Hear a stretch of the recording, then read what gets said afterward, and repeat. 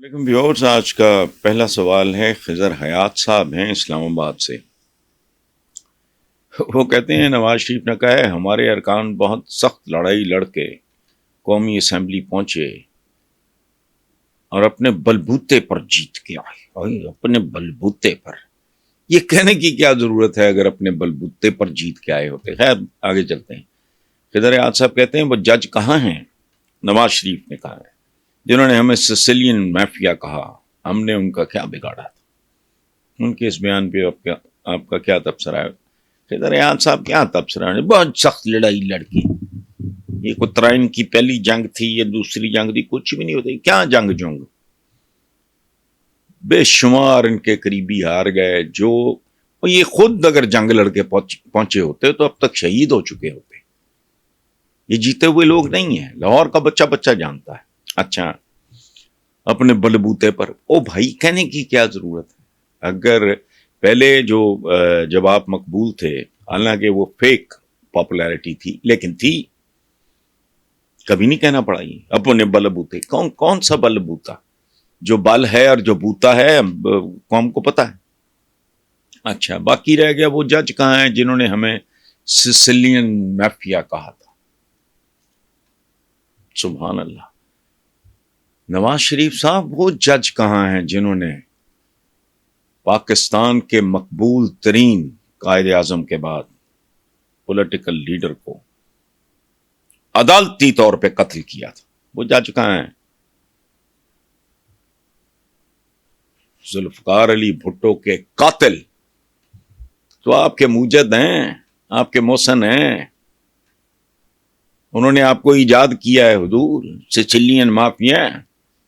वो जान से गुजर गया, इसीलिए वो जिंदा है। जिस धज से कोई मक्तल में गया वो शान सलामत रहती है। ये जान तो आनी जानी है, इस जान की तो कोई बात नहीं। वो छिछिलियन मैफ, केड़ा छिछिलियन माफिया भाई? को फांसी दे दी किसी ने, उम्र कैद दे दी, जो केसेस थे रिवर्स वगैरह हो गए, सारी कहानी खत्म हो गई। तो वो जज कहां है? मैं पूछता हूं वो जज कहां है? और वो जज कहां है जिन्हें खरीदने के लिए एक जज ब्रीफ केस में पैसे लेके गया था? और वो जज कहां होते हैं जो सुप्रीम कोर्ट पे हमले के बाद, छोड़ें यार, वो जस्टिस कयूम कहां गया? जज जिसकी गुफ्तगू रिकॉर्ड पे है, पूरी दुनिया सुन चुकी है। इसलिए जाने दें यार, आप खामोश रहें। आप जितना बोलेंगे उतना ही अपनी बेटी के लिए प्रॉब्लम्स क्रिएट करेंगे। उसको ऑफ द रिकॉर्ड अपने तौर पे जो आप गाइड कर सकते हो, जो भी कर सकते हो, आप तो एक खास तरह के मामलात में गाइड कर सकते हो, वो उसके लिए खतरनाक होगा। लेकिन वो बाप बेटी का मामला है, ठीक है, आप जो गाइड मत बात करें। मरियम का पेंडा आप मुश्किल मत करें। मैं जानता हूं मैं गलत बात इसलिए कर रहा हूं कि आप बाप हैं और बाप से बढ़ के बेटी के लिए कोई नहीं होता, लेकिन पता ही नहीं। मैं अब अपने बच्चों को मैथमेटिक्स सिखाना शुरू करता हूं तो इट्स नॉट ऑन, मुझे बचना चाहिए। क्योंकि मैं मैथमेटिक्स में तो हर दफा जब भी कभी स्कूल में पास हुआ तो मैं हैरान ही रह गया कि यार पता नहीं कौन अंधा था जिसने मुझे पास कर दिया। उस जमाने में पास मार्क्स होते थे 33%, तो मेरे कोई 40 के लगभग होते थे। पता नहीं, मेरी चूंकि हैंड राइटिंग बहुत खूबसूरत है इसलिए इस तरह की बातें मत करें। हम चिचिलियन मत का खत्म करें। आप सारा कुछ तो रिवर्स हो चुका है, मौज कर रहे हैं आप, ठीक है, लगे हुए हैं। लेकिन ये बड़ी सख्त लड़ाई, कौन सी सख्त लड़ाई? आपकी भेंट चढ़ गए साद रफीक जैसे और राना सनाउल्लाह जैसे लोग जिनकी वाकई जड़ें हैं, तो इसलिए छोड़ें। नेक्स्ट क्वेश्चन है जी, उमेरा खान है पेशावर से। वो कहती हैं अगले चंद रोज में वफाक में भी नई हुकूमत तश्कील पा जाएगी, इसके बाद आपको इमरान खान और तहरीक इंसाफ की मुश्किलात में कोई कमी होती नजर आ रही है? वो मेरा बेटा एक बात आप ज़हन में रखना, हार्डशिप्स इसका हिस्सा होती है। आपने यहाँ से न्यूयॉर्क जाना हो, स्कैंडिनेविया, तो थका देने वाला, वजार कर देने वाला काम होता है। ये जरा उससे ज्यादा टफ है। हम जैसे क्रूड मुल्कों में जहां दिखावे के लिए जमहूरियत शमूरियत क्या होनी है, इसी तरह का होता है मामला। قائد اعظم محمد Ali Jinnah, founder of the nation, بابا قوم، سڑک کے کنارے ایمبولینس خراب، سٹینڈ بائی ارینجمنٹ ہی کوئی نہیں، بندہ ہی کوئی نہیں، بہن مکھیاں جل رہی ہے شدید گرمی میں. وہی تو آج تک سمجھ نہیں آتی وہ نیچرل ڈیتھ تھی یا کوئی واردات تھی.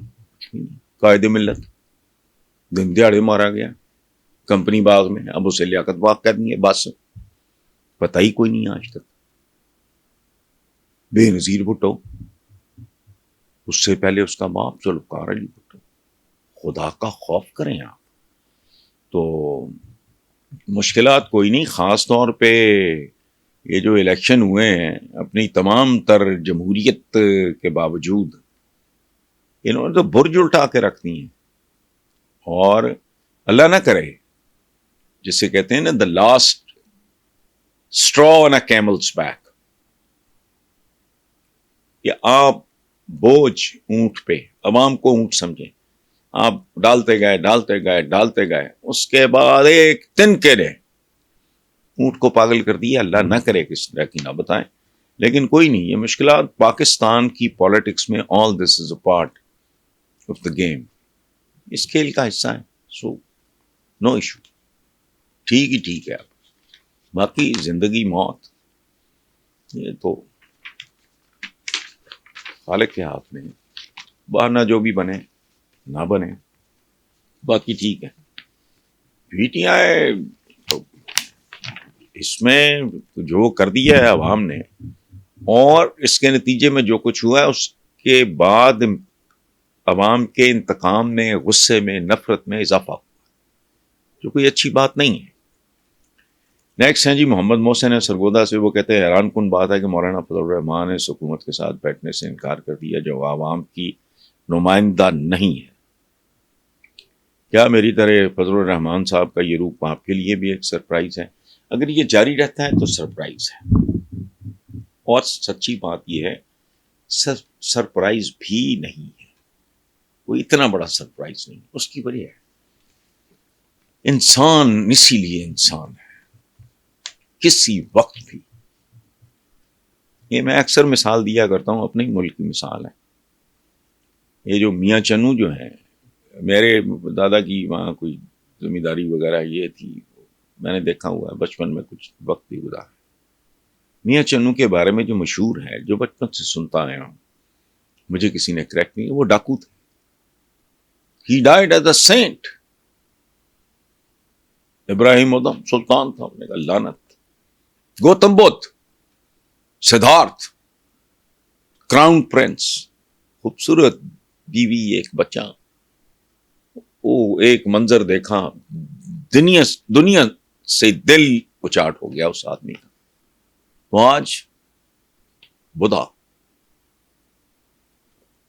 آج بھی دنیا میں ان کے فالوورز ہیں.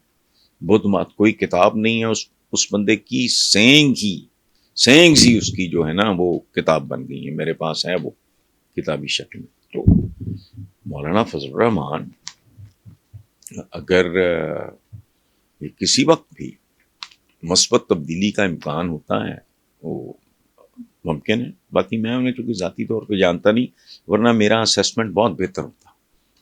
ذاتی طور پہ 2 4 10 ملاقاتیں ہو نا بندے کے ساتھ، تو آپ کو اس کا ٹائپ، اس کا کچھ سمجھ آ جاتا ہے. باقی دیکھتے ہیں. نیکسٹ ہیں جی فرید احمد ہیں لاہور سے. وہ کہتے ہیں شہباز شریف نے کہا ہے روزے قیامت بھی رب تعالیٰ کی بارگاہ میں کہوں گا میں نے ملک کو دیوالیہ ہونے سے بچا لیا. اچھا، پہلی گل تو یہ ہے کہ یہ کئی ملک دیوالیہ ہوندے فلانا، اور اگر یہ صحیح ہے اور یہ معاملہ جو آپ بیان فرما رہے ہیں اسی طرح ہے شہباز شریف صاحب، تو آپ کو بتانے کی ضرورت ہوگی. مجھے بتائیں، آپ رب العالمین کی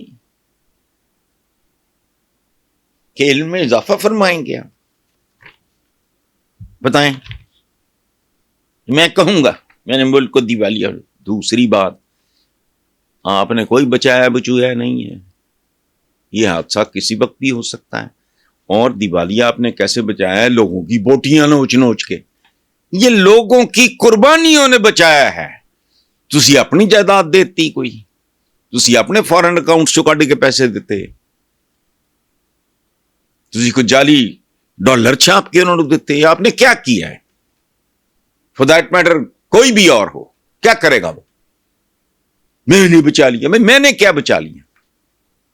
میرا اگر کوئی دوست دیوالیہ ہو رہا ہے, میں نے اپنا آپ کو اپنی جائیداد کوئی چیز بیچ کے اس کو دیوالیہ ہونے سے بچایا, تو میں اگر میرا ظرف چھوٹا ہوگا تو میں کہوں گا کہ میں نے اس کو. آپ نے کیا بچانا ہے؟ مساک ڈار. خدا کا خوف کریں. دیوالیہ ہونے سے یہ ملک اگر ابھی تک محفوظ ہے یا بچا ہوا ہے تو اس کی صرف ایک وجہ ہے, شہباز شریف صاحب. عوام اپنی بوٹیوں کی شکل میں قیمت ادا کر رہے ہیں. دیوالیہ ہونے کی قیمت آپ بیسیکلی عوام سے وصول کر رہے ہیں. یہ جو جاتی یہ نگرانی ہے جو اوپر نیچے مہنگائی بڑھا کے گئے, آپ کو فیسیلیٹیٹ کر کے گئے. یہ کیا ہے؟ یہ ان سے آپ نے, یہ غلط ہے. اس ملک میں کوئی ماں کا لال ایسا نہیں ہے جو ملک کو دیوالیہ ہونے سے بچا سکے. اس کی قیمت الٹیمیٹلی عوام نے دینی ہے.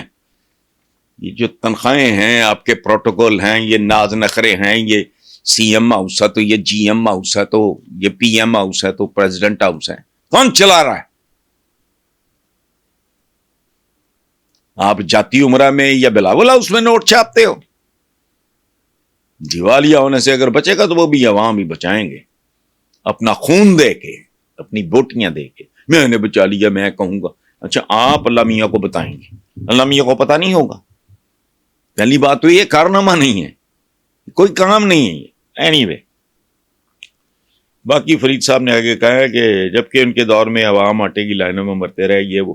تو یہی تو میں عرض کر رہا ہوں فرید صاحب, یہ باتیں غلط ہیں. ہم چونکہ سادہ معصوم جاہل ان پڑھ خواندہ نیم خواندہ نا خواندہ لوگ ہیں, تو اس لیے یہ اس طرح کی جملے بازی کر رہے ہیں. میں نے بچا لیا, میں نے کیسے بچا لیا؟ یہاں تو پتہ لگاؤ کہ جو اربوں خربوں کی کو ٹیٹیوں شیٹیوں کا جو آپ کا جمع جتھا تھا, آپ نے بھائیوں نے, آپ کی اولادوں نے سیکریفائس کیا ہے. جو اربوں ڈالر تھے ان میں سے کچھ چند ارب ڈالر آپ نے کوئی, اس میں کچھ بھی نہیں, عوام کو نچوڑتے جا رہے ہیں. ختم. میں نے تو اپنے ایک پروگرام میں پچھلے دنوں یہ بات کی ہے, شاید اسی میں کی, یہ جو کہتے ہیں نا کہ مستحق لوگوں کا یوں کریں گے, ان کو مستحق بنایا ہی تم نے. ان کی ٹانگیں نہیں ہیں, آنکھیں نہیں ہیں, ہاتھ نہیں ہیں, بازو نہیں ہیں, روزگار ہی نہیں ملتا. اس طرح کی باتیں بند کرو یار. آخری سوال ہے, امن جوت سنگھ ہیں امرتسر سے, اور میرا دکھ کیا ہے, آگے انہوں نے لکھا ہوا ہے انڈیا. میرے لیے یہ بہت, جب ہوتا ہے امرتسر, جلندھر, لدھیانہ, آگے لکھا ہوتا ہے انڈیا, میرے ساتھ میرے دل پہ کچھ گزرتی ہے, کیونکہ میرے پرکھوں نے انہی 3 شہروں سے, جلندھر, امرتسر, لدھیانہ, اور مجھے نہیں پتا, جب میں لاسٹ گیا تھا تب تک تو میرے پرنانا کے نام پہ چوک موجود تھا, فرید چوک, امرتسر کا. تو انڈیا یہ میرے ساتھ ہے. مجھ پہ اگر یہ پابندیاں نہ ہوں, میں تو سارا ویکینڈ, ہر ویکینڈ پہ جایا کروں. یہ ساتھ ہے میرے. بہرحال وہ کہتے ہیں جی بھارت میں ایک بار پھر کسان احتجاج کر رہے ہیں. پاکستان اور ہندوستان میں جاگیردار اور سرمایہ دار طبقہ ہی صرف ترقی کر رہا ہے, جبکہ کسان مزید مشکلات کا شکار ہو رہا ہے. ہر دور میں کسان کا ہی استحصال کیا جاتا رہا ہے, اور آج بھی وہی نظام چل رہا ہے. آپ اس پہ کیا کہیں گے؟ جو صاحب حالات ملتے جلتے ہیں, لیکن آپ ایک معاملے میں خوش نصیب رہے کہ وہ جو جاگیرداریاں اور وہ نوابیاں اور پتہ نہیں ریاستیں اور یہ وہ اس لیول کا جو بدماشی تھی وہ ہندوستان میں ختم ہو گئی. لیکن باقی بنیادی طور پہ جو بات آپ کر رہے ہیں بالکل ٹھیک ہے. میں نے بھی 2-3 دفعہ ہندوستان میں گیا ہوں. میجورٹی آف دا پیپل دیکھنا ہوتا ہے لوگوں کی اکثریت کے سال میں, ورنہ کھرپتی اور بلینرز تو ہمارے ملک میں بھی موجود ہیں. بات آپ کی درست ہے. اور یہاں ساحر لدھیانوی وہ پاکستان چھوڑ کے ہندوستان چلے گئے تھے, وہاں انہوں نے بڑا نام بنایا, خاص طور پہ فلم کے حوالے سے ان کی بڑی کنٹروورسی، ساحر لدھیان بھی، وہ کہتے ہیں فن جو نادار تک نہیں پہنچا اپنے معیار تک نہیں پہنچا، یعنی جو عام آدمی تک جو بات نہیں پہنچی وہ کہیں بھی نہیں پہنچی. اور فن کے بارے میں عرض کر دوں امن جوت صاحب، وہ کہ سب سے بڑا فن اور ہنر وہ جہاں بانی ہے، وہ گورننس ہے. اس کی خیر اگر نچلے ترین طبقے تک نہیں گئی تو اس کا مطلب ہے اس میں کھوٹ ہے، اس میں گند ہے، اس میں غلاظت ہے، وہ نامکمل ہے. Thank you very much.